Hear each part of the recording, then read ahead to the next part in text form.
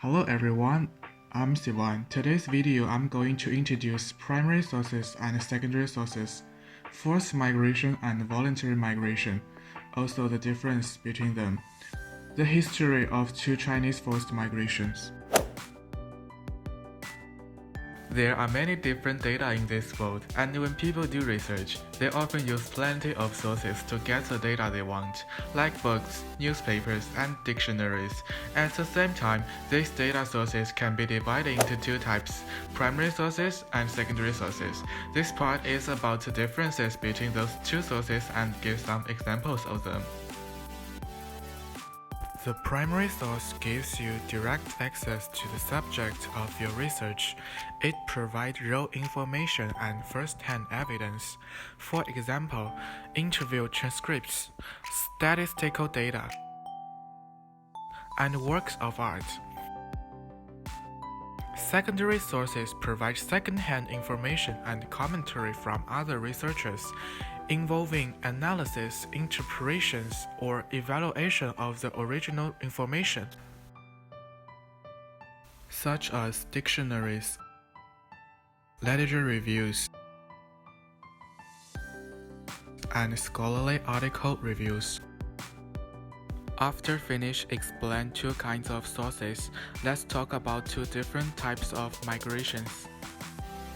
Forced migration is the involuntary or coerced movement of a person away from their home or region, resulting from causes including natural disasters, violence, and persecution.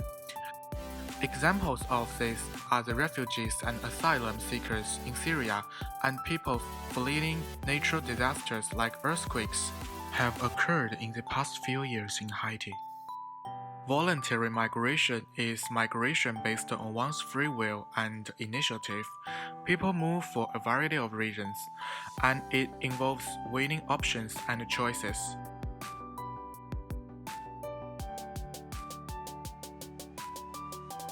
The explain of people to voluntarily move is a desire to live in a better home and better employment opportunities. Voluntary migration is to build a better life, while forced migration is to avoid disaster or misfortune in life.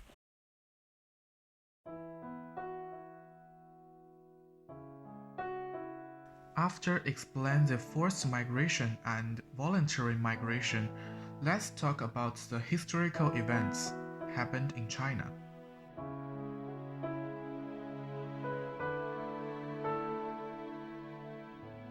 There are many examples of forced migration in China. Take two of them, Second Sino-Japanese War and Anlushan Rebellion. One happened in ancient times, and the other one happened in modern times. But it all happened before proclamation of the People's Republic of China. The Anlushan Rebellion was a devastating rebellion against the Tang Dynasty of China. The rebellion overtly began on 16 December 755. The rebellion spanned the reign of 3 Tang emperors before it was finally quashed, and involved a wide range of regional powers. Besides the Tang Dynasty loyalists, other involved were anti-Tang forces, especially those in Anlushan's basis area in Hebei and Sogdian forces or influences among others. The rebellion and subsequent disorder resulted in a huge loss of life and large-scale destruction. It significantly weakened the Tang Dynasty and led to the loss of the western regions.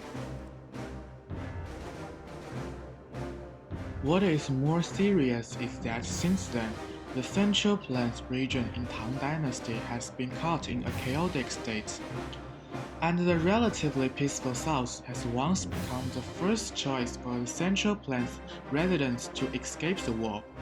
From Qingzhou in Hubei to Chengdu in Hunan, the number of residents has increased tenfold due to the immigration.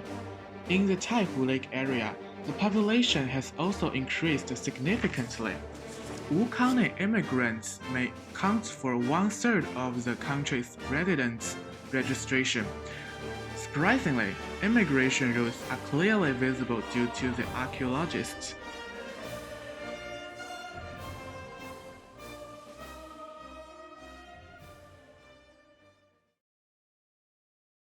The Second Sino-Japanese War. During the Second Sino-Japanese War, the northwestern immigrants of the Henan people along the Longhai Railway happened. The migration was caused by three historical events. First, after the Marco Polo Bridge incident in 1937, Japan began a large-scale invasion of China. Residents began to flee to areas such as Xi'an.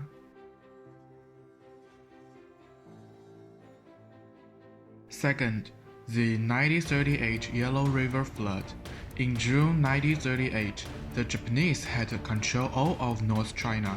On June 6, they captured Kaifeng, the capital of Henan province, and threatened to take over Zhengzhou, the junction of arterial Pinghan and Longhai railways. Japanese success here would have directly endangered the major city of Wuhan. To stop further Japanese advances into western and southern China, Chiang Kai-shek, at the suggestion of Chen Guofu, determined to open up the dikes on the Yellow River near Zhengzhou.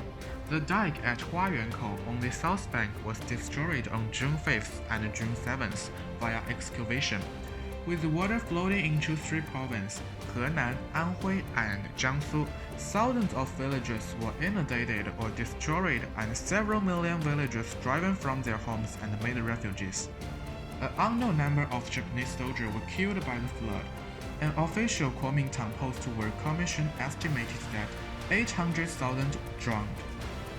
Third, the Chinese famine of 1942–43 occurred mainly in Henan, most particularly within the eastern and central part of the province.